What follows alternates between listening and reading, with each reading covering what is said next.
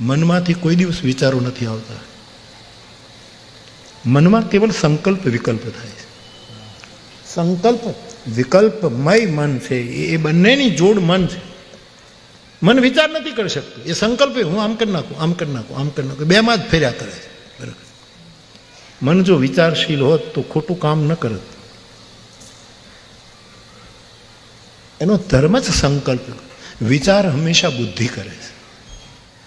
એટલે મને એવું સમજાયું છે, સાહેબ આપે માનવાની જરૂર નથી, પણ મને હું બોલું છું ને એને હું યસ કહું છું.